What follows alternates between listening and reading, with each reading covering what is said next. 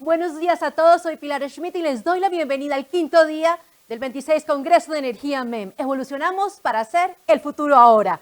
Agradecemos a todos los patrocinadores por ser parte de este evento. ISA Intercolombia, TEPSA, Derivex, XM, Termoem Cali, Celsia, Da Vivienda, EPM, ISAGEN, GESELCA, Grupo Energía Bogotá, Compañía Energética de Occidente, Promigas, USAN, Bolsa Mercantil de Colombia, EPSA, AES Colombia, GENSA, FICE, CEL Colombia, Enel Codensa, Soul Energy. Los invitamos a estar activos durante el evento. Hoy es el último día de la trivia. Al finalizar la jornada, daremos los nombres de los 5 ganadores. Y de esta manera damos inicio al cuarto bloque, Nueva Realidad Industrial Post-Pandemia, con el panel de Industria MEM. Invitamos a los panelistas. El señor Camilo Sánchez, presidente Andesco. A la señora Luz Estela Murgas, presidenta Naturgas. Al señor Alejandro Castañeda, director ejecutivo ANDEC. Al señor Germán Corredor, director ejecutivo CER Colombia. Y como moderadora, la señora Cristina Morales, Senior Manager of Regional World Energy Council, WEC.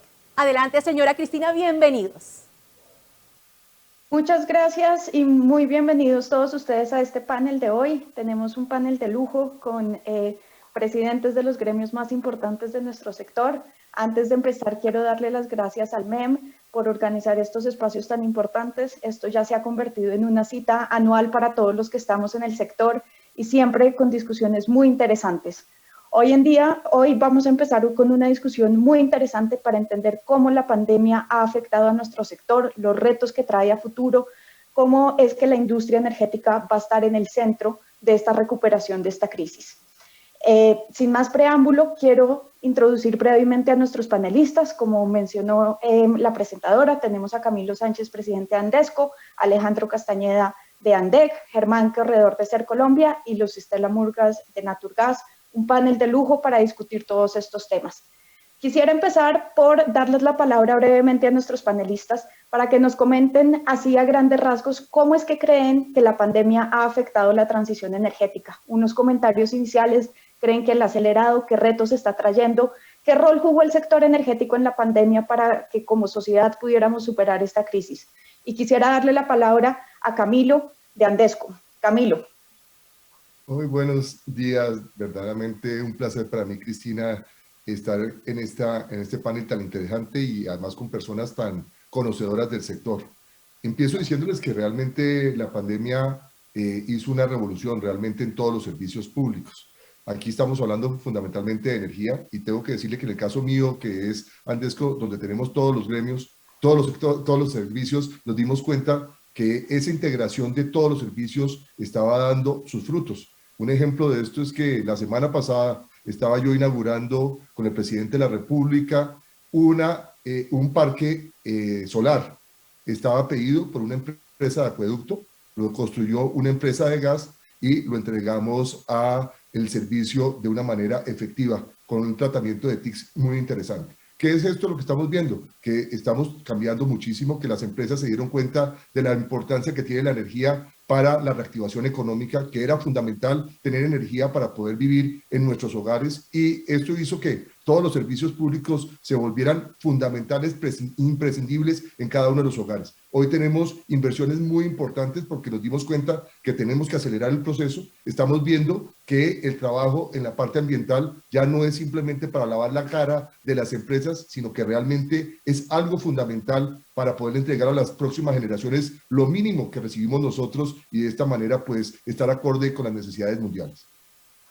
Camilo, muchas gracias y completamente de acuerdo contigo que la pandemia nos hizo darnos aún más cuenta de la importancia que tiene el sector energético en nuestra sociedad, de la transversalidad del sector y, como decimos en el Consejo Mundial de Energía, de la humanización de la energía, que la energía al fin y al cabo está al servicio de nuestras sociedades, de nuestros ciudadanos, que es lo que nos permite estar en el día a día. Y creo que en la pandemia nos dimos cuenta de eso, cómo las empresas de servicios públicos estuvieron a la altura, garantizando el servicio, haciendo esfuerzos inmensos para que todos los colombianos desde sus hogares pudieran seguir adelante en medio de esta situación tan difícil.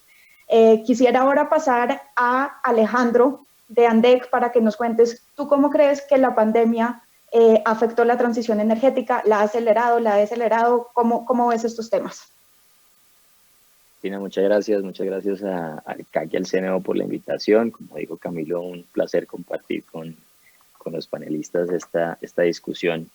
Pues varias cosas, mira, yo creo que sí hizo que las empresas cambiaran su forma de aproximarse pues a la prestación del servicio.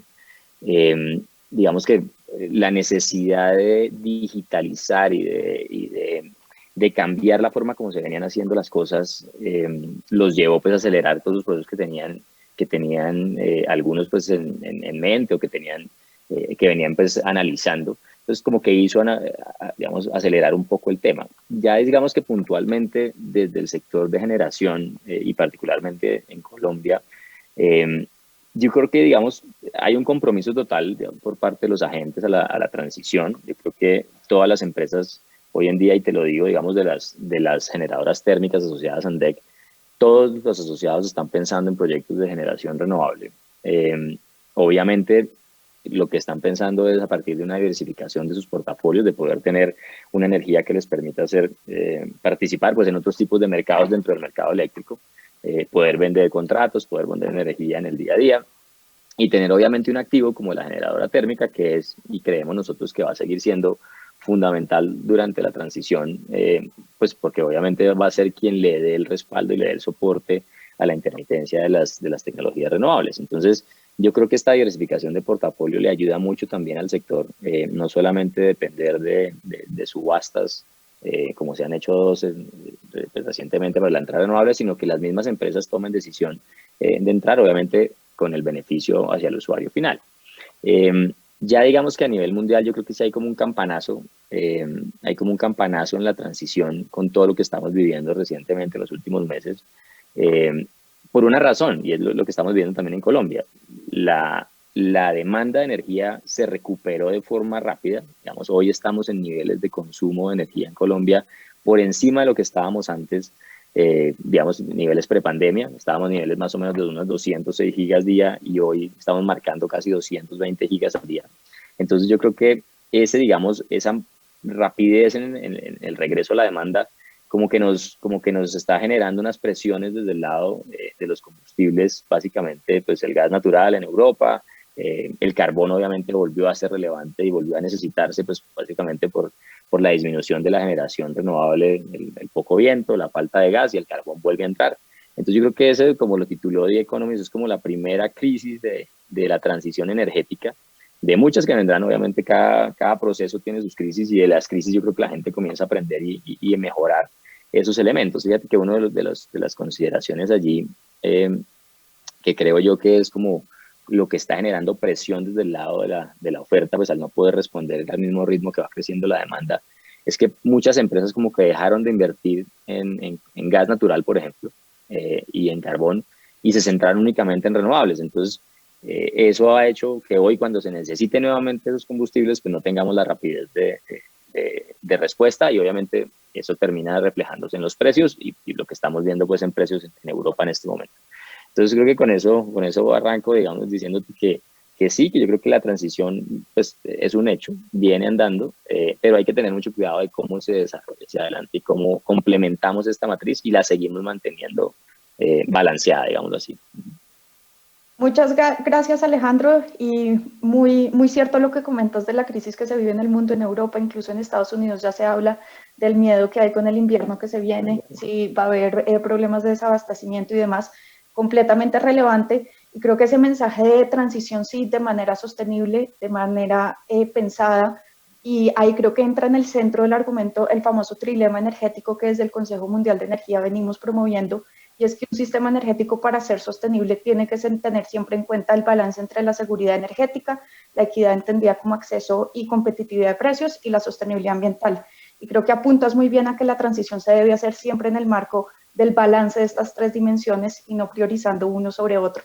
Entonces, muchas gracias, Alejandro. Ahora pasamos a Germán Corredor, desde el mundo de las energías renovables. Germán, cuéntanos tú cómo estás viendo las cosas. Gracias, Cristina, y por supuesto muy complacido de estar en este panel con los compañeros tan versados en la materia. Mire, y al CNO y al CAC por la invitación, por supuesto. Mira, yo creo que la pandemia trajo reflexiones y análisis en todos los ámbitos de la vida humana. Es decir, nos puso de alguna manera a pensar en qué estábamos y para dónde vamos, ¿no? Ahora, pueda que después de que pase la pandemia, de toda esa reflexión, el cambio o las transformaciones no sean tan grandes como uno esperaba, pero yo sí creo que ha habido cambios. Y en el caso del sector energético, por supuesto, yo creo que en Colombia la transformación energética se aceleró de alguna manera. Yo creo que la situación de pandemia permitió que muchas empresas empezaran a mirar la posibilidad de utilizar energías renovables, que el gobierno también pensara posiblemente en la segunda subasta que se hizo en estos días. En fin, yo creo que hubo temas que aceleraron efectivamente el desarrollo de energías renovables. Yo creo que estamos viendo que las metas hacia final de la década pues más o menos están claras. Se aspira a que 20, 25, hasta 30% de la matriz sea de energías renovables, que siempre hemos considerado que es complementaria con las otras fuentes de energía, pero que evidentemente es como el eje central de la transformación en el sector eléctrico. Ahora bien, desde el punto de vista de aspectos que han impactado, como bien lo señalaba Alejandro, ha habido complicaciones enormes, podríamos decir, en lo que es la logística mundial del comercio. Y eso para el sector de renovables ha significado de alguna manera un freno a la caída vertiginosa que venía en los costos y los precios de las tecnologías.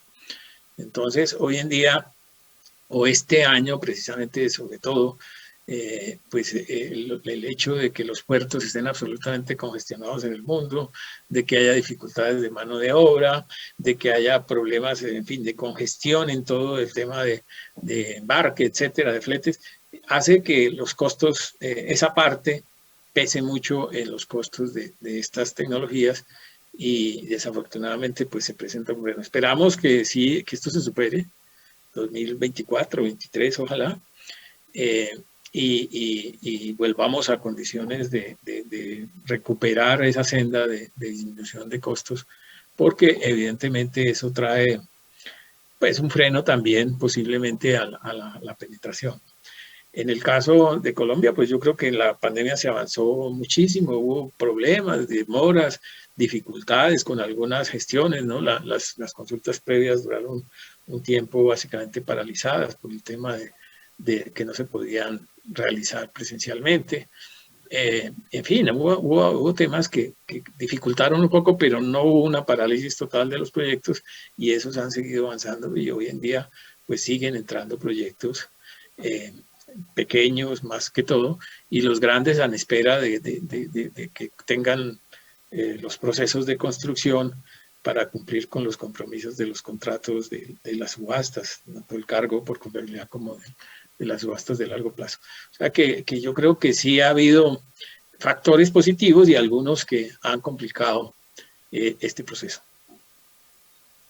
Muchas gracias, Germán, y rescato dos puntos principales de lo que nos comentas. Primero, el tema de cómo la pandemia nos impactó en la vida a todos, y creo que impactó los comportamientos de muchas de las personas. También ayudó a que muchas personas se volvieran más conscientes del sector energético. Hemos visto movimientos sociales presionando mucho por una transición, y estoy de acuerdo contigo también en el sentido que la transición ha acelerado. Desde el Consejo Mundial de Energía es la tendencia que vemos en el mundo.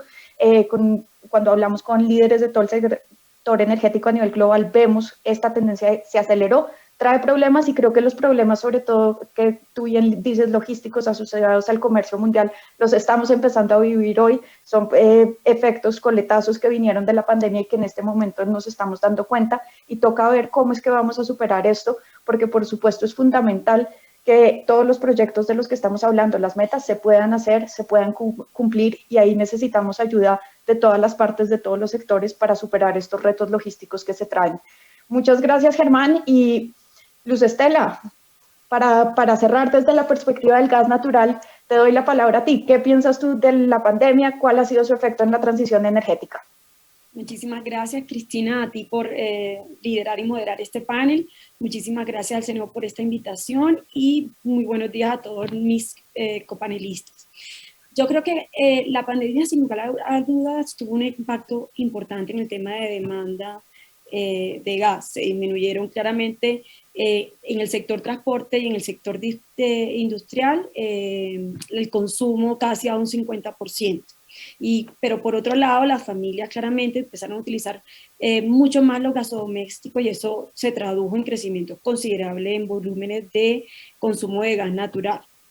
En muchos casos, las familias que viven en estrato 1 consumieron alrededor de un 20% más de gas natural, las familias de estrato 2 casi que un 27% más y las de estrato 3 un 19%.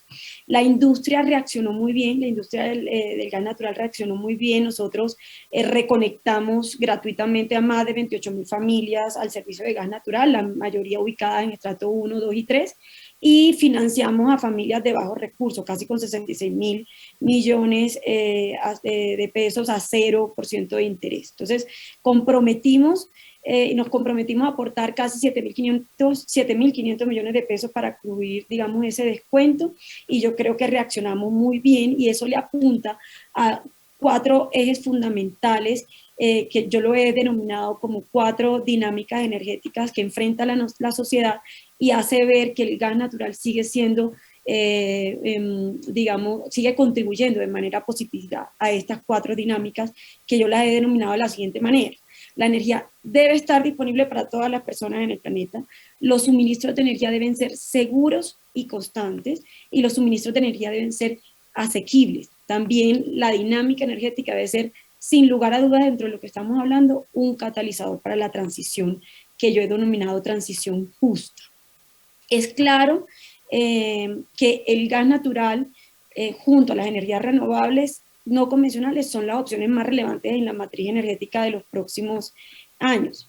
En una parte porque los gobiernos han creado todos los incentivos y los impulsos que han permitido una transición acelerada, como lo hemos venido hablando, y también claramente porque el gas natural tiene unos atributos ambientales interesantes, es competitivo, y eso lo convierte en lo que yo denomino un complemento natural de esas nuevas tecnologías. En todos los escenarios, Cristina, del gobierno nacional, el gas natural sigue jugando un papel importante y relevante en la matriz energética.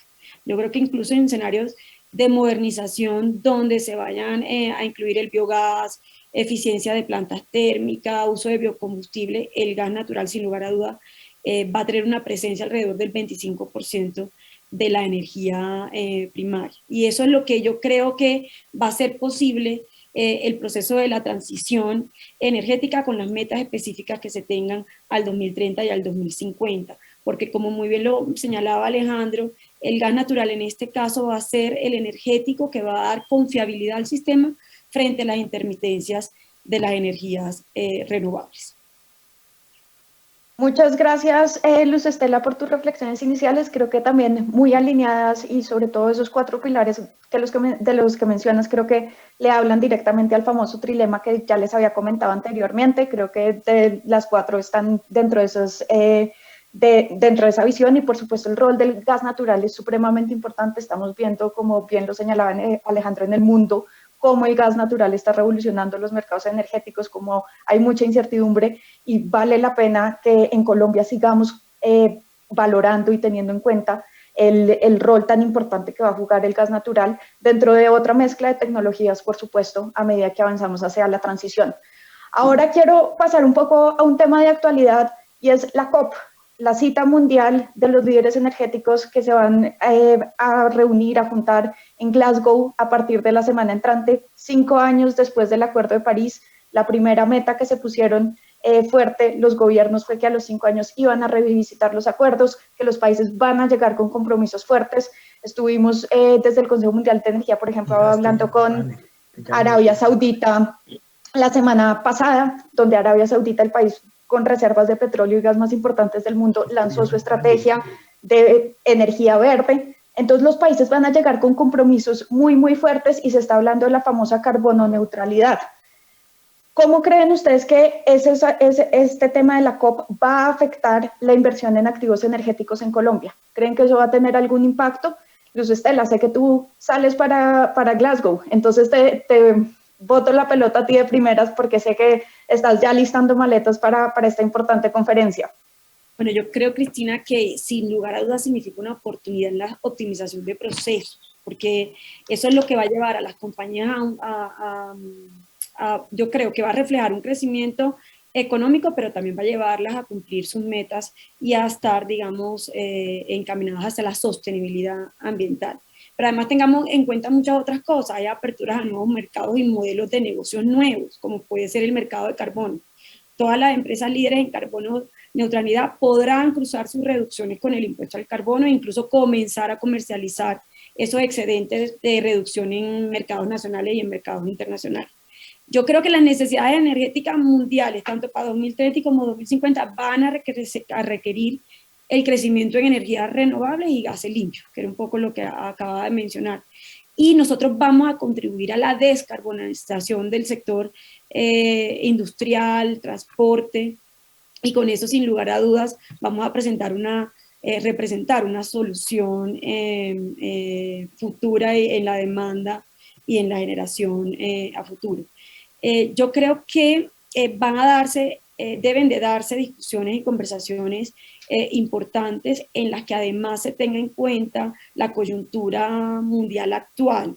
Y me refiero a y eso le va a responder o digamos va a obedecer a analizar puntos estratégicos sobre temas de cómo va a estar compuestas las matrices energéticas, cuál es la disponibilidad de otros energéticos para poder garantizar la transición. Y creo que independientemente de reforzar o de fortalecer esos compromisos que se tienen tanto desde el sector privado, que además redundan en los compromisos país, tiene que llegar a la conclusión, las conversaciones y las discusiones que se den, a que los energéticos que hoy en día, con los que hoy en día contamos, que son recursos que hoy en día tenemos, deben seguir estando ahí, siendo partícipes para garantizar una transición ordenada y una transición justa. Yo, como bien lo decía, creo que el gas natural ahí juega un rol fundamental porque tenemos unos beneficios ambientales importantes que contribuyen tanto a los compromisos de carbono neutralidad como a la mejora en la calidad del aire. Y me refiero a que somos un energético de bajas emisiones que es fundamental para garantizar la transición. Muchas gracias, Luz Estela, y concuerdo contigo. El tema de la transición justa, claro que es un tema absolutamente importante, no se puede hacer a costa de ciertos sectores y demás. Eso creo que lo voy a traer a colación ahora más adelante, pero muy clara tu intervención, el rol del gas natural va a ser clave para estos temas de descarbonización, para alcanzar la famosa carbono neutralidad. Y nosotros desde WEC, ¿qué es lo que estamos diciendo en la COP, señores? El famoso eslogan de la COP es la carrera hacia las cero emisiones. Nosotros creemos que no hay una sola carrera hacia las cero emisiones, que por el contrario hay muchas formas en que los países pueden enfrentar esto, que tienen que tener en cuenta sus condiciones locales, sus economías, los recursos que tienen disponibles y que no se debe hacer una apuesta por una única tecnología, que todas las tecnologías juegan un rol, incluso cuando hablamos de las térmicas, y acá voy a darle la palabra a Alejandro sobre este tema. Alejandro, cuéntanos un poco, ¿cómo ves este tema de la COP? ¿Cómo ves los compromisos que el gobierno de Colombia va a llevar a la COP? Y eso, ¿cómo crees que va a afectar los portafolios de inversión y sobre todo desde el punto de vista de las generadoras térmicas? Gracias, Cristina. Mira, yo creo que concuerdo totalmente contigo y lo hemos dicho nosotros en varios escenarios. Aquí hay que tener varias cosas en consideración. Yo creo que la primera es de qué punto parten los países. Cada país tiene una matriz totalmente diferente desde el punto de vista energético. Colombia, digamos que en el sector eléctrico tenemos una matriz que es limpia, que es la quinta o sexta más limpia del mundo, si no me falla la cabeza. Entonces, digamos que el punto de partida de cada país es totalmente diferente. Uno entiende, digamos, países que tienen unas matrices eléctricas que son casi un 100% térmicas, pues que tienen que hacer una transición mucho más acelerada. Digamos que Colombia ha trasegado esa transición de una forma un poco más ordenada y sin tanta carrera. Y eso le ha permitido, digamos, como que esperar a que las tecnologías se desarrollen, que sean, digamos, eficientes desde el punto de vista económico, y luego sí comenzar a incorporarlas dentro de su matriz. Fíjate, por ejemplo, que en estos días veía una presentación de Alemania, sobre el caso de Alemania, y me llamó mucho la atención, digamos, que el costo que tiene para el fisco alemán hoy en día su Energiewende, que era básicamente como toda su transición acelerada de 2006, les está pesando casi un tercio del presupuesto fiscal en Alemania, precisamente pues por todos los subsidios que tuvieron que dar en un comienzo y mantenerlos con corte a hoy, y están sufriendo pues los efectos de eso. Entonces yo creo que un elemento fundamental es ese, de qué punto parte cada país. Digamos, Colombia tiene una fortaleza desde el lado de gas natural, desde el lado de combustibles, desde el lado de carbón, y allí digamos particularmente en el tema de carbón, creo que me preocupa una cosa, y es que como que lo estamos dejando de lado, no estamos ni siquiera hablando de él, como ni siquiera pensando en qué hacer con él. Yo no estoy diciendo que sea para generación directa, sino pensando en otras alternativas, gasificaciones de carbón, digamos, temas que otros países están pensando, que uno debería comenzar a pensar en Colombia. Y como te digo, me preocupa porque ve uno, por ejemplo, el Plan Energético Nacional, y allí el carbón ni siquiera se menciona. Entonces dice uno, un momento, o sea, tienes un energético muy importante, unas reservas considerables, mira qué puedes hacer con él desde el punto de vista de tecnología. Digamos que frente a eso, muy relevante lo que quedó en la ley de transición con el tema de captura y secuestro de carbono, captura, secuestro, utilización de CO2, pues porque ese tipo de tecnología sí te permite hacer un buen uso de ellos. Entonces, ese es un elemento. El segundo, concuerdo contigo en lo que mencionabas también, yo creo que aquí no hay una única bala de plata, como dicen. Aquí no hay una única salida para la transición. O sea, yo creo que las energías renovables son buenas, pero pues solas no pueden. Las baterías son buenas, pero solas no pueden. La captura y secuestro de CO2 es buena, pero sola no puede. Entonces, digamos que un tema que nosotros hemos tocado es, mire, no hay por qué satanizar el combustible. Es decir, lo que hay que hacer es desarrollar tecnología para poder usarlo bien. Y no es carbono cero en 2050, es carbono neutralidad. Es decir, carbono neutralidad utilizando toda la expresión de la palabra. Como te digo, con desarrollo de nuevas tecnologías, con captura y secuestro de CO2, con mitigación de emisiones, con control de emisiones, con temas, como ejemplo, como reforestación para compensar huella ambiental. Es decir, yo creo que aquí hay que jugársela completa con todos los elementos. Y yo creo que un país, digamos, que ha tratado como de hacer esto de forma organizada, y que, digamos, un gobierno más bien, que es el gobierno de Biden en Estados Unidos, llegó con esta percepción. No puede uno poner todos los huevos en una sola canasta, hay que tener diversificación y mirar cómo hacemos para arrancar de allí. Entonces yo creo que Colombia tiene una oportunidad muy, muy interesante. Preocupa, digamos, lo que se está viendo, como te digo, en otros países, y un poco como la satanización hacia los combustibles. Creo que no es el camino. Y en ese orden de ideas, yo creo que, como te digo, Colombia tiene una oportunidad muy interesante si lo hacemos de forma ordenada, organizada, balanceada, ya estamos, digamos, caminando, no podemos pasar, gateando, no podemos pasar a correr de la noche a la mañana, porque pues no vamos a caer. Entonces, yo creo que eso nos permitiría hacerlo, como te digo, pensando en lo que tenemos y proyectándonos hacia adelante, siendo competitivos. Fíjate que uno de los elementos que también golpeó ahorita la coyuntura países como Alemania y España desde el punto de vista de precios de energía eléctrica es que habían ajustado, o se había ajustado no hace mucho, los precios en el mercado de CO2. Entonces, claro, cuando comienzan a utilizar nuevamente gas y carbón recientemente, pues vuelve y se genera como un doble efecto en el uso de los combustibles, no solamente por el costo que tienen del insumo, sino también por el uso de CO2 en la coyuntura. Entonces, yo creo que ahí, como te digo, hay mucho espacio y Colombia tiene que hacerlo de forma ordenada. Muchas gracias, Alejandro, y creo que muy acertado también el ejemplo que traes de Alemania. La transición la tenemos que pensar de manera holística, no es acelerándola y no es una carrera, es justamente una transición, un proceso. Ya vimos como también en otros países tipo Francia, las famosas protestas de los chalecos amarillos también eran jóvenes diciendo, señores, transición sí, pero yo no quiero pagar costos absurdos por eso, ¿cierto? Entonces hay que hacerlo de forma ordenada, teniendo en cuenta los recursos que tenemos y no cerrarnos a ciertas tecnologías. Creo que, como tú bien dices, los combustibles siguen teniendo un papel súper importante, no solo en el sector eléctrico, sino en la economía como tal. El mundo no puede moverse solo con electrones, como dice nuestra secretaria general, también necesita moléculas, necesita combustibles, y en Colombia parte del reto es cómo descarbonizamos esos sectores difíciles de descarbonizar, que son los que más emiten. No es el sector eléctrico, son otros sectores como el transporte, el sector agrícola y demás. Entonces tenemos un gran reto para poder ver esto de manera holística. Me gustaría ahora pasar a Camilo, porque Camilo siempre ha sido un gran defensor y un gran vocero de los objetivos de desarrollo sostenible acá en el país. Y Camilo, me gustaría de pronto preguntarte cómo están viendo desde Andesco este tema de los ODS, cómo está guiando la transición, cómo trata de balancear distintos temas y las metas que tenemos como mundo a 2030.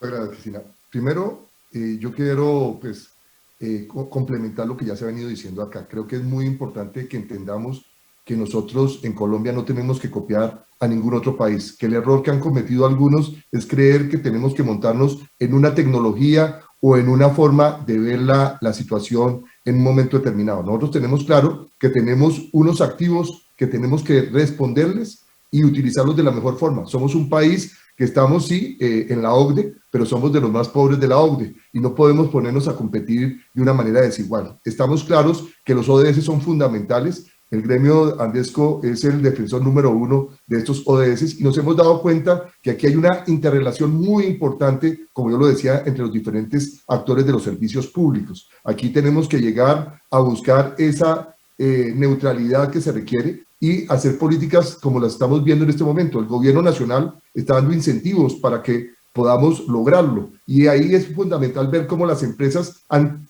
captado esas opciones que nos está ofreciendo el gobierno y al mismo tiempo esos subsidios para lograrlo. Un ejemplo es lo que tiene que ver con la parte de deforestación. Hay que hablar, por ejemplo, de todo lo que tiene que ver con la siembra de bosques, cómo vamos a proteger esos árboles en todo el territorio colombiano, y lo importante es que las empresas ya lo tienen claro y esto no es simplemente un eslogan, sino ya son bosques muy bien manejados por parte del Acueducto Bogotá, de EPM, de ISA, de Enel, de todas estas empresas que realmente han ayudado a este proceso. Estamos viendo adicionalmente que tenemos mucho a cambiar, por ejemplo, la parte de movilidad. Nosotros venimos diciendo cómo el sector, por ejemplo, de residuos está logrando pasar, estamos logrando un compromiso con el gobierno nacional de pasar 3.000 vehículos que estaban en ACPM y en gasolina a gas. Aquí entendemos que el gas es un muy importante vínculo de transición y entendemos que lo necesitamos para este proceso. Esto nos va a ayudar muchísimo también en otro tema que es el de salud pública. Si tenemos un mejor aire, si logramos mejorar verdaderamente todo este sector, vamos a disminuir la cantidad de recursos que se requieren para la parte de salud pública y poner incentivos para poder mejorar todos estos procesos. Estamos viendo igualmente lo que tiene que ver con la matriz energética. Nuestra matriz ya es una matriz limpia. Estamos haciendo unos procesos gigantescos para lograr 12% de la matriz que se vuelva energía solar y eólica. Ahora tenemos que hacer todo lo necesario para que esto sea un proceso realmente rápido, poder decir claramente cuál va a ser en la entrada de todos estos procesos para que de esta manera podamos competir de una manera eficiente. Si no, pues vamos a tener dolores de cabeza. Y el país está poniendo unas condiciones muy importantes, unos sacrificios y unas metas muy altas para el 2030 y el 2050. O sea, creo que Colombia va a cumplir muy bien en Glasgow. Creo que vamos a tener adicionalmente el cumplimiento por parte de nuestras empresas porque están aportando a estos ODS. Y lo más interesante, estamos viendo que es el todos ponen la única situación para que realmente podamos avanzar en la parte tecnológica, utilizar mejor nuestra economía circular y a utilizar de manera efectiva los recursos naturales que tenemos. No satanicemos el carbón, no satanicemos la gasolina, lo que estamos utilizando en un momento determinado. Tenemos que trasladarnos a los mejores escenarios que podamos tener para que no contaminemos, pero como dijimos, aquí es efecto neutro, no volverlo cero, porque eso es imposible. Muchas gracias, Camilo, y muy de acuerdo con todo lo que comentas. Me rescato sobre todo ese rol de gobierno y empresa privada de la mano y le metería un tercer elemento y es las personas. No podemos dejar de lado que las personas también tienen que estar en el centro de estos procesos y que para poder hacer esa transición efectiva toca meter a la sociedad. Mucho de ello no es solo tecnológico, es de la adopción y cambios comportamentales de las personas. Entonces tenemos un gran esfuerzo como sociedad de poder avanzar en esto. Me voy a pasar ahora a Germán Y a Germán, te quiero preguntar un poco sobre el rol de la demanda en esta transición energética. Creo que las energías renovables están cambiando y están moviendo el piso de cómo los mercados eléctricos estaban concebidos, del rol que en verdad pueden jugar los consumidores. Hablamos de consumidores y demás, pero desde Ser Colombia, ¿cuál es ese rol que ven en la demanda en los sistemas energéticos del futuro? Bueno, Cristina, pues evidentemente, digamos, estos procesos de cambio y de transformación tan acelerados que se están dando a nivel mundial, pues empiezan a llegar a Colombia. Y en esta materia la demanda, digamos, empieza a actuar ya como prosumidor desde el momento en que se permitió y se reglamentó el esquema de venta de excedentes de los autogeneradores a la red, pues ha empezado, digamos, un proceso, yo diría que todavía incipiente, pero ya se nota, de desarrollo de proyectos de muchos consumidores, de pequeñas industrias, de los comercios, sobre todo las grandes superficies, y también en algunos sectores del campo y sectores agropecuarios, sectores residenciales, en algunas ciudades, empiezan a pensar en volverse prosumidores, en producir parte de su energía y vender excedentes a la red. La tecnología que obviamente más facilidad tiene para el uso de la autogeneración a pequeña escala es la solar fotovoltaica, que como sabemos pues tiene la restricción de que se produce solo en las horas del día donde hay sol. Entonces, naturalmente, casi naturalmente se producen excedentes porque los consumos, sobre todo en los hogares y en muchos sectores, se dan a otras horas diferentes a las del día. Entonces, ahí hay una posibilidad importante que muchos usuarios han entendido y han empezado a ver como una posibilidad. Todavía no está al acceso por los costos esta tecnología para todos los usuarios. Se necesitan ciertos niveles de ingreso, las inversiones iniciales todavía son importantes para usuarios residenciales especialmente, pero yo creo que de todos modos esto se va a ir profundizando como ha ocurrido en otros países. Ahora, esto tiene impactos indudablemente y esto hay que mirarlo con cuidado, impactos en la red, impactos posiblemente incluso en las tarifas, porque esto disminuye demanda y al disminuir demanda la infraestructura hay que pagarla entre menos usuarios y eso puede elevar las tarifas. Entonces, esto tenemos que mirarlo con cuidado, así como se habla aquí de la transición ordenada, de la transición tomando en cuenta las condiciones y características propias del país, con lo cual yo estoy de acuerdo. Aquí en este tema de la demanda y de la penetración digamos, de energías, de recursos distribuidos en la red para pequeños usuarios y pequeños y medianos, pues también hay que hacerlo, sobre todo monitoreando, ¿no? Yo creo que desde luego tenemos un espacio todavía muy grande. Colombia no ha avanzado, es decir, nosotros se calcula en unos 200 megavatios instalados, no tenemos la cifra exacta porque desafortunadamente las estadísticas en esta materia no están actualizadas, pero de ese orden ya hay 200 megavatios de proyectos de menos de 5 megavatios instalados en el país. Que pues no es una gran porción de la matriz, pero ya es representativo. De suerte que yo veo digamos, una participación cada vez más activa, obviamente en la medida en que este tamaño de estos usuarios que entran a producir su propia energía se incremente, digamos, se amplíe esa participación, pues hay que estar mirando qué otras reglas, qué condiciones se requieren para evitar efectos negativos en la red y para garantizar que efectivamente los proyectos siguen siendo rentables. Yo creo que, por ejemplo, aquí todavía no tenemos comunidades que se asocian para producir su energía. Bueno, en fin, tenemos otros esquemas que en algunos países, en Estados Unidos y en Europa se han desarrollado, aquí todavía no han entrado, pero seguramente van a llegar.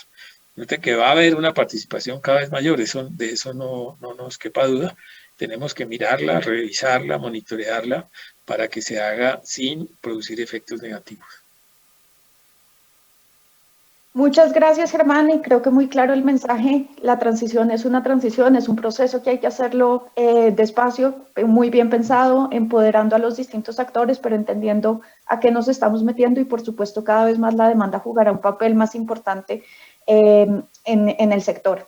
Quisiera ahora ir, Luz Estela, tú has hablado e insistido mucho en este concepto de la transición justa. Y claro que sí, estamos de acuerdo, es un tema que se habla en todo el mundo, ¿cierto? ¿Cómo es que vamos a hacer esa transición justa? Quisiera preguntarte, ¿tú qué costos ves asociados a la transición energética? ¿Cómo podemos como país mitigar esos costos para asegurarnos que la transición pueda ser justa con las personas, para que las personas el usuario final no termine pagando unos costos altísimos, sobre todo en un país con enormes retos, con desigualdad enorme en nuestra sociedad? Entonces, te doy la palabra, Luz Estela. Bueno, yo creo que sin lugar a dudas el gas natural en la transición energética, como lo dije, puede, además de ser el combustible o el energético que dé confiabilidad al sistema, en atención a sus costos y a lo competitivo del producto, por así decirlo, yo creo que sin lugar a dudas juega aún más un papel importante y relevante en este proceso de transición. Entonces yo creo que hay que posicionar el gas natural en este proceso por también las ventajas en materia de tecnología y la infraestructura que hoy en día tenemos, que hace que el servicio además pueda ser confiable. Yo creo que debemos, sin lugar a dudas, seguir creciendo en materia de energías renovables, porque eso es en sí misma la transición, y ahí vamos a hacer digamos, un complemento perfecto para generar la confiabilidad frente a la intermitencia de que no puedan operar 24/7. El desarrollo de gases de bajas emisiones como el hidrógeno verde, el biometano, también tiene que ser una prioridad en la industria y para el gobierno, y claramente en la medida que nosotros tenemos la infraestructura para poder transportar, por ejemplo, el hidrógeno en este caso, deberíamos reflejar en materia de costos unos, digamos, resultados interesantes. Yo creo que la transición es un asunto de todos. Cada uno de nuestros desarrollos tecnológicos y la implementación de las buenas prácticas, la migración hacia energéticos de cero y de bajas emisiones, tienen que ser inversiones inclusives, accesibles para el ciudadano de a pie y claramente para todas las compañías, y el gobierno nacional tiene que aportar proporcionalmente para avanzar hacia esa transición y poder hacer accesibles y competitivos los costos. Muchas gracias, Luz Estela, y eso es un punto clave, poder ser competitivos y que nuestros energéticos sean asequibles para toda la población.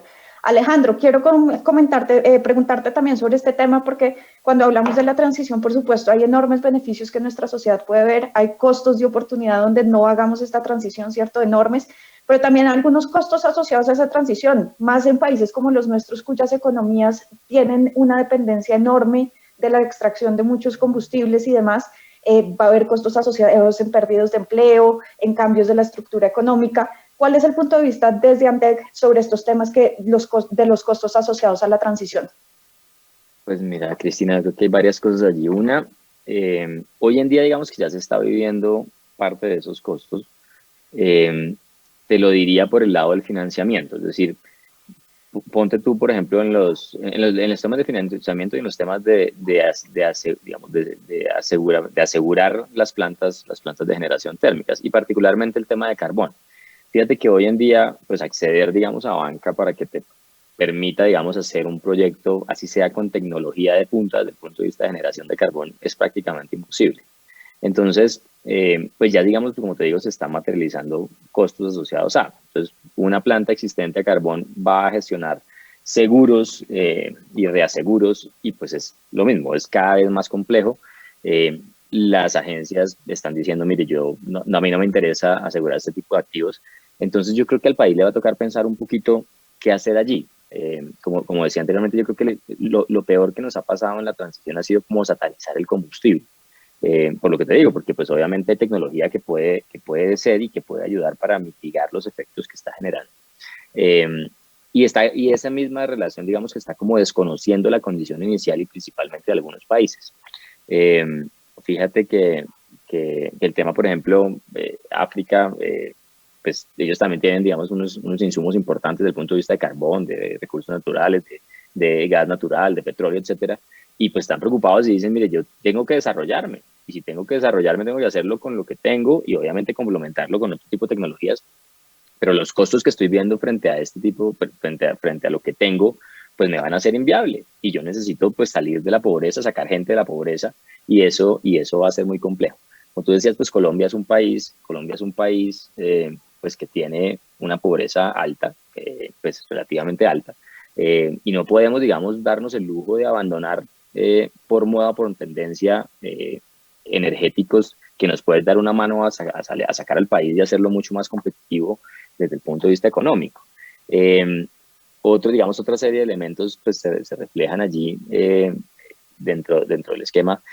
Hay también, digamos, como tendencias regulatorias que pueden terminar afectando algunas tecnologías.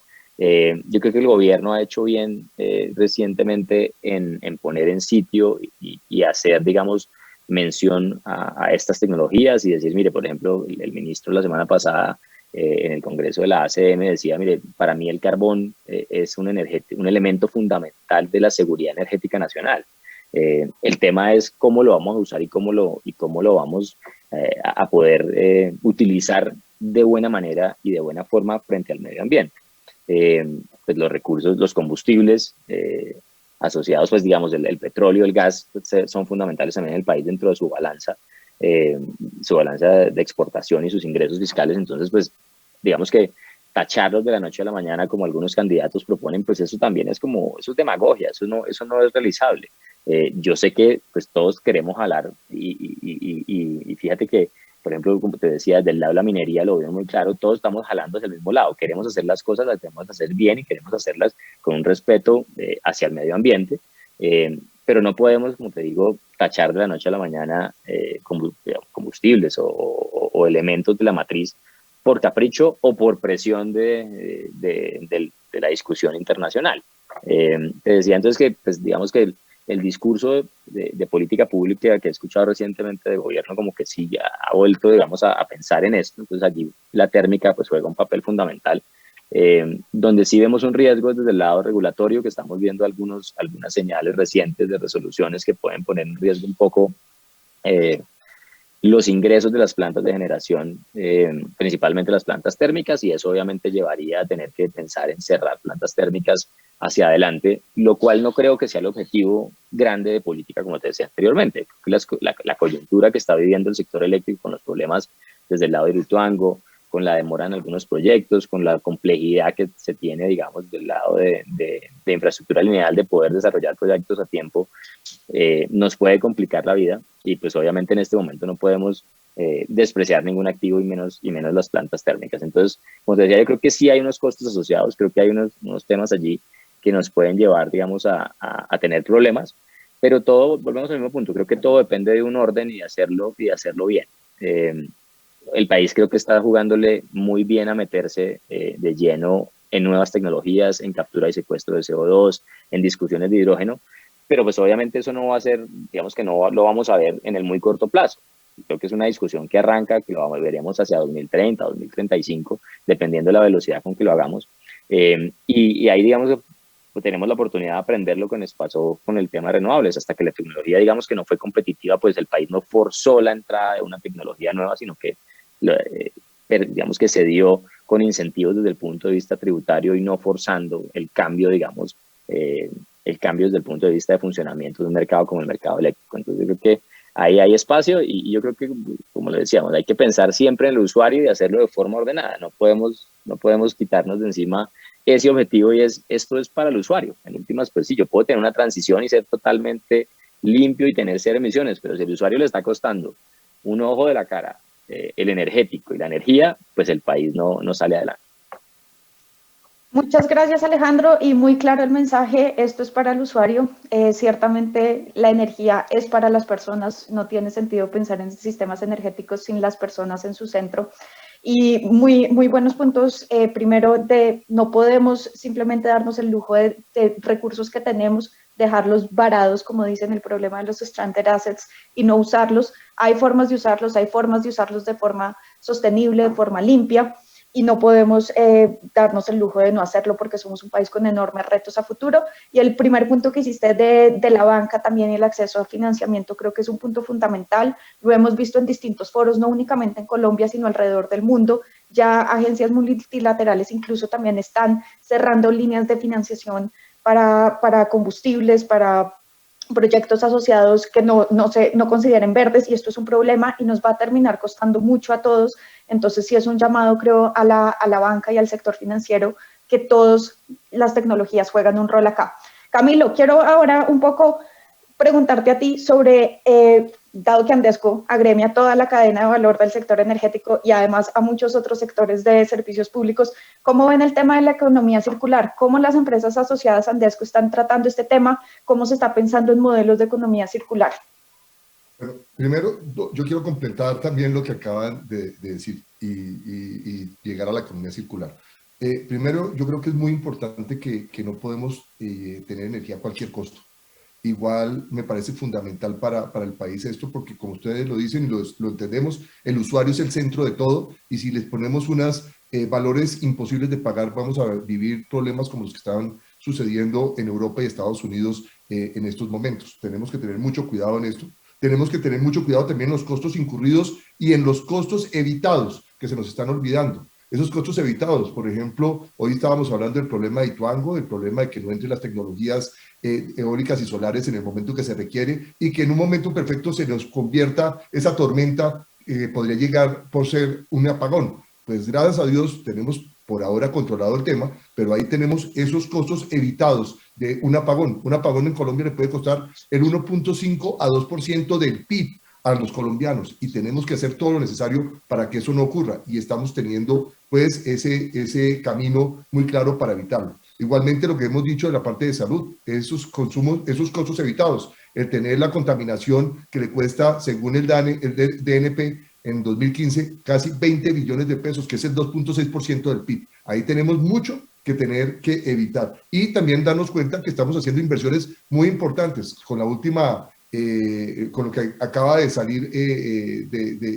antier, de la nueva subasta, pues estamos teniendo claro que vamos a generar más de 10.000 empleos directos, vamos a invertir más de 14.3 billones de pesos en estos proyectos, y esos son parte fundamental de lo que estamos viviendo si queremos verdaderamente desarrollar de manera armónica y equitativa la parte de estos procesos. Y llego ya a la parte que tiene que ver con la economía circular. Es muy importante los procesos que se están dando.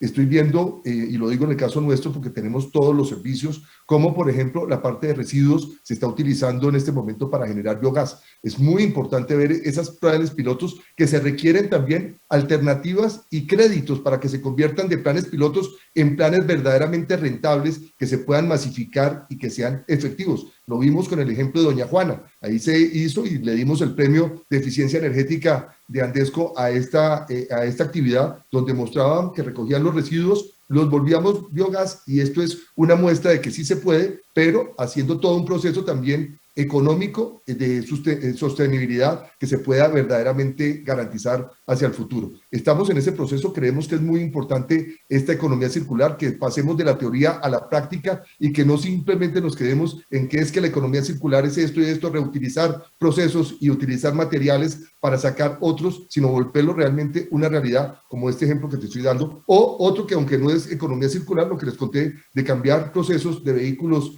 que estaban a CPM o vehículos a gasolina, que lo podamos volver a combustibles como el gas, que es menos contaminante. O sea, creo que estamos avanzando muchísimo, creo que en eso se requiere tener política pública por parte del Estado, y tenemos que entender que este es el único mecanismo realmente para avanzar económica y socialmente en cada uno de los hogares colombianos.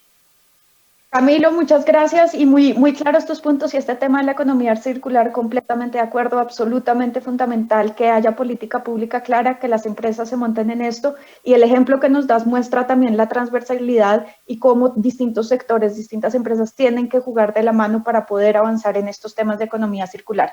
Mencionaste en tu intervención también, por supuesto, el punto de actualidad del que todo el mundo en el sector está hablando hoy, y es la subasta de esta semana. Y no quiero cerrar el panel sin antes tocar esto, ya nos quedan unos pocos minutos, y quiero darle primero la palabra a Germán de Ser Colombia. Germán, ¿cuál es la posición de SER ante los resultados de la subasta? ¿Qué nos quisieras comentar desde tus asociados sobre cómo vieron los resultados? Bueno, en primer lugar, nosotros siempre hemos apoyado y creído que el mecanismo de las subastas es el mecanismo más idóneo para dar impulso a la penetración de fuentes de energía renovables no convencionales. Así se ha hecho en todo el mundo, ¿no? En casi todo el mundo ese ha sido un mecanismo muy utilizado. Y obviamente en ese sentido, pues esta subasta, pues ¿qué muestra?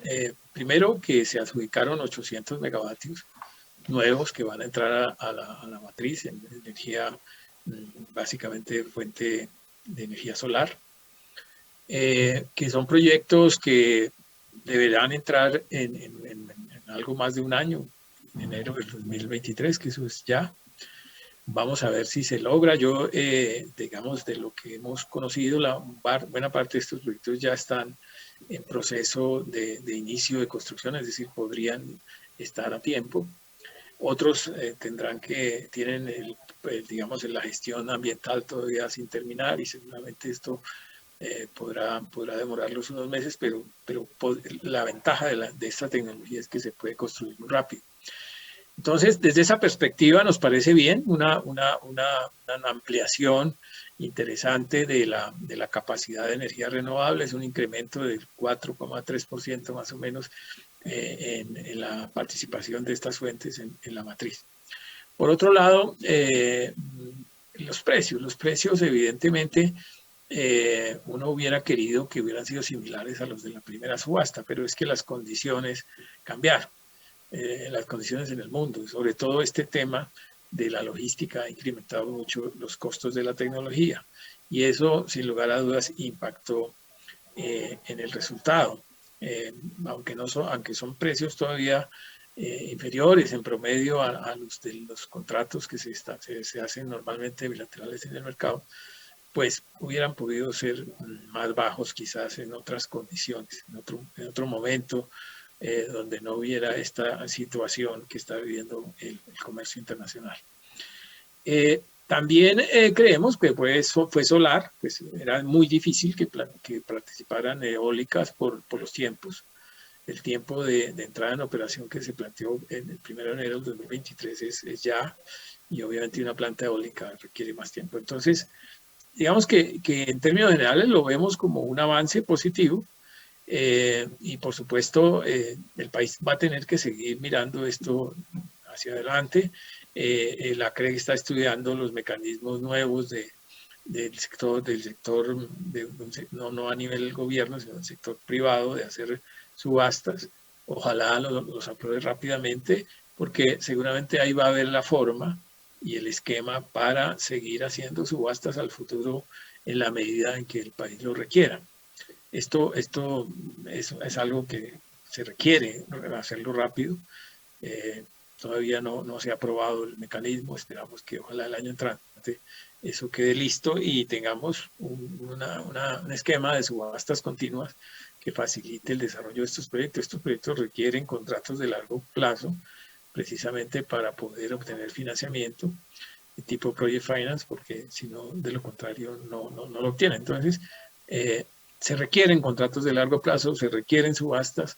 Esta fue importante, es un paso más, avanzamos, continuamos en ese proceso y ojalá en la próxima pues lo hagamos en unas condiciones mejores del mercado y volvamos a obtener precios tan interesantes como en la primera subasta. Digamos que esa es nuestra visión. Por otro lado, entraron empresas nuevas y esto es muy importante para el mercado, para la competitividad y la competencia dentro del mercado eléctrico. Aparecen nuevos jugadores, EDF, Canadian Solar, Solar Pack, son empresas importantes que son nuevas, que entran a jugar en el mercado y seguramente van a dinamizar el mercado, hacerlo más eficiente, más competitivo. Todo esto me parece muy positivo. Uno de los objetivos que para nosotros es importante es precisamente eso, ampliar el número de jugadores en el mercado, que entren nuevos jugadores que dinamicen este tema. De suerte que desde esa perspectiva también es exitoso. Eso es lo que nosotros vemos de la subasta, ¿no? Obviamente aquí se inicia, es un proceso, ¿no? Pues, se van a firmar unos contratos y después de eso se requiere que el proceso de construcción, el proceso de logística, de importación, de instalación de los equipos, etcétera, se dé de manera rápida para que cumplan con las fechas, ¿no? Todavía los proyectos de la primera subasta no han entrado en operación, ¿no? Apenas están iniciando en este momento la importación de equipos, algunos de estos proyectos. Sabemos todos de la complejidad de las consultas previas en La Guajira, sabemos las dificultades también en ese sentido de la línea, la colectora, o sea que el tema tiene unos retos importantes, pero yo creo que con el apoyo del gobierno en acelerar gestiones, que se resuelvan los cuellos de botella en estas materias, podremos llegar a tiempo y aportar, que es la idea de estas fuentes de energía, aportar en la confiabilidad, aportar en la seguridad y diversificar la matriz, que son los propósitos que se han tenido desde siempre con esta política. Muchas gracias, Germán, y creo que hay un mensaje muy claro para seguir trabajando de la mano con el gobierno en superar esos cuellos de botella, en poder hacer estos proyectos una realidad, que es lo más importante en este momento. Sabemos que hay distintos esfuerzos con los pactos por el crecimiento y demás compromisos que el gobierno tiene, pero no podemos parar de trabajar en eso y de la mano con las empresas poder superar esto. Quiero acá abrir a los panelistas. ¿Quién quiere comentar sobre la subasta? Y ahí veo que Camilo está ansioso por hacerlo. Camilo, adelante. Muchas gracias, Cristina. Yo creo que las subastas han demostrado que son un mecanismo idóneo para el proceso. En este caso específico, primero, en el primer proceso, pues fueron 1.300 megavatios que se pusieron en consideración con 14 proyectos eólicos y solares, por lo que estábamos diciendo que dieron mayor tiempo. En este caso fueron casi 800, fueron exactamente 796 megavatios los que se incorporaron. Pero ¿qué estamos viendo? Que pusimos a competir solamente una tecnología. Hay que abrir las tecnologías para que puedan competir de una forma mejor y no hay que obligar estos procesos. O sea, nosotros creemos que es muy importante acelerar los proyectos que se tienen en este momento en curso. Y como estábamos diciéndolo, muy especialmente tenemos que volver realidad esa primera subasta. Es muy importante que pasemos del dicho al hecho, que logremos las consultas previas, que logremos que esto lo entiendan en las comunidades, que es un beneficio general para que beneficie también al departamento de La Guajira y al país. En este momento tenemos problemas en ese caso porque no hemos logrado avanzar de la forma como se requiere y esto puede ocasionar demoras. Creemos que es muy interesante seguir avanzando con estos compromisos. Estamos comprometidos totalmente con el gobierno nacional y repito, que hagamos toda esta clase de subastas fundamental, pero que no sean obligadas y que pongamos a competir las diferentes tecnologías, porque creo que esto es muy especial. Y lo de los precios, pues aquí lo vimos, pues muy diferente el precio de la primera subasta con respecto a la segunda, aunque es mejor que lo que se tiene hoy en los contratos que se hacen B2B, se podría decir. En este caso específico, pues fueron muy superiores a la primera subasta. Así que cuenten con nosotros, pero tenemos que volver realidad lo que hoy solamente es una expectativa y que puede ocasionar un dolor de cabeza a mediano plazo. Muchas gracias, Camilo. Mensaje muy claro, no a la obligatoriedad, y el tema de los precios, por supuesto, habla todas las discusiones que tuvimos previamente en el panel de transición, pero teniendo en cuenta la competitividad, y no puede ser a cualquier costo este tema. Alejandro, no sé si quieras comentar. Sí, le sumaría a lo que dijo Camilo un par de elementos. Yo creo que sí, exitoso obviamente seguir sumando energía renovable, diversificando obviamente la matriz de generación. Pero creo que el elemento central, que es el usuario, y ahorita en el siguiente panel pues está Su Energía y está la ANDE allí, yo creo que ellos pueden dar una indicación más clara de cómo están viendo ya el tema precios. Yo creo que aquí falta competencia, es decir, a mí nunca me han gustado el tema de segmentar subastas y hacerlas de forma por tecnología. Yo creo que el usuario termina beneficiándose si esto se hace de forma abierta. Es decir, yo creo que los precios que se alcanzaron, yo creo que habían podido ser mejores si uno le metía mucho más oferta, no solamente energía solar, porque como decía Germán, pues estaba apretado los tiempos, nadie más iba a llegar, no iba a llegar energía eólica, Pero yo creo que vale la pena pensar si el tema de subastas se está agotando o no, y si más bien uno puede comenzar a pensar como pasa en otros mercados, que sean los agentes desde el lado de la demanda los que comiencen a hacer estas iniciativas de convocatoria ellos mismos. Es decir,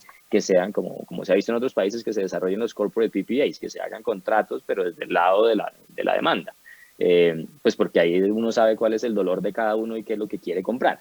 Cuando uno le hace el mismo traje a todo el mundo, puede que termine no encajando y quedando mal montado. Yo creo que sí, digamos que es bueno, obviamente, que se siga agregando generación, pero creo que yo pensaría volver a hacer una subasta, no, o si la hago, la haría de forma mucho más abierta, con todas las tecnologías participando, con todos los agentes participando, precisamente, como te digo, buscando el beneficio final, que es que el usuario tenga las tarifas más competitivas.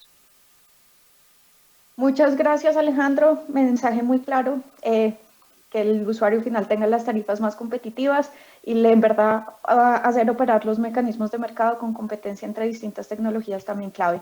Luz Estela. Yo para cerrar quisiera, hacer un resumen de 3 puntos fundamentales de los que hemos hablado. El primero es que hay que reconocer que el gobierno ha sido consecuente, digamos, con su política pública en materia de energía renovable y ha demostrado con acciones concretas que hacia ese camino hay. Hay un punto esencial en materia de articulación, un tema de articulación público-privada uno, y en la público un tema de articulación institucional. Si estos proyectos,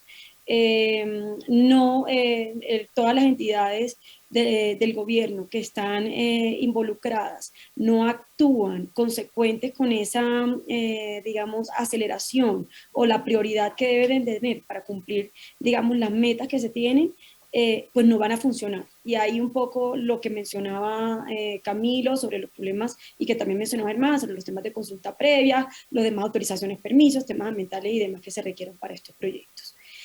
Y lo tercero es que, ojo, nunca se puede arriesgar confiabilidad. Y es ahí donde yo insisto que el gas natural juega un papel relevante en la medida que somos el complemento ideal de estas nuevas energías para asegurar confiabilidad al sistema. Muchas gracias, Luz Estela. Creo que un mensaje muy, muy claro ahí. Estamos muy cortos de tiempo. Lo último que quiero pedirle a cada uno de ustedes es que en un tweet, 250 caracteres, me digan cuál es el mensaje que le quieren dejar a los participantes de este evento hoy. Empezamos por Germán. Germán, ¿cuál es tu tweet de cierre? No, el mensaje es claro. Las energías renovables no convencionales están entrando al país, y yo creo que esto ya llegaron para quedarse y va a seguir avanzando. Es un aporte y un complemento muy importante a la matriz energética. El país tiene que seguir ese camino con orden, con todo el cuidado para que los procesos y el mercado se mantengan como deben ser. Pero yo creo que las renovables pues están ahí, y estos procesos son parte del desarrollo de una política que yo creo que debe continuar al futuro. Gracias, Germán. El tweet se fue un poco largo, pero el mensaje quedó claro. Twitter no lo hubiera dejado publicar, pero un mensaje muy claro. Muchas gracias. No alcancé a contar las palabras, qué pena. Alejandro. Yo creo que lo que hemos venido hablando, yo creo que esta transición tenemos que hacerla de forma ordenada, de forma balanceada, y obviamente con inclusión de todas las tecnologías para alcanzar la meta de carbono neutralidad. Complementaría algo que dijo Luz Estela ahorita adicional al tweet, y es pensando en confiabilidad. Yo creo que sí nos toca ir mirando en el sector eléctrico cómo hacemos una nueva subasta de cargo para los años 24, 25 y 26, porque pues con el tema de Ituango estamos un poquito apretados, pero el tweet es el anterior. Este era como un complemento a lo que decía Luz Estela. Perfecto, Alejandro, ahí la salida por la tangente, pero muy buen mensaje. Camilo. Pues voy a tratar de ser juicioso. O sea, primero, llegó para quedarse las nuevas tecnologías eólicas solares. En este momento hay que tener un uso responsable de las mismas y tenemos que trabajar todos en equipo para lograrlo. Excelente, clarísimo mensaje, Camilo, muchas gracias. Y Luz Estela, tienes el cierre de oro tú. Mi tweet es: el gas natural es el energético ideal para asegurar la transición energética porque asegurará la confiabilidad del sistema frente a las intermitencias de estas nuevas tecnologías. En resumen, somos el complemento perfecto para avanzar en este proceso tan importante para el país. Bueno, pues muchas gracias. Ha sido una discusión fascinante. Creo que lo que hemos llegado acá es entender que la transición energética es un proceso que toca tener en cuenta las realidades de los países, que como dice Camilo, todas las tecnologías son bienvenidas, que el avance que se ha hecho en renovables es muy bueno, pero que tenemos que tener al usuario siempre en el centro de nuestra política pública, de nuestro desarrollo, y cuando hablamos de transición toca hacerlo de forma ordenada, no con metas que no podamos cumplir y pensando muy bien cómo vamos a lograr eso. Panelistas, ha sido un gusto poder discutir con ustedes hoy. Muchas gracias a todos, muchas gracias nuevamente al CNO y al CAC por la organización de este panel y de este congreso. Y bueno, seguimos adelante con el resto del programa. Muchas gracias a todos. Gracias. Gracias, Cristina, y a todos un buen día para todos. A todos los muy bien. panelistas, Cristina y al CNO, muy amables. Buen día para todos. Cristina, como tú lo dices, una discusión fascinante y mi tweet es agradecer a los panelistas por sus intervenciones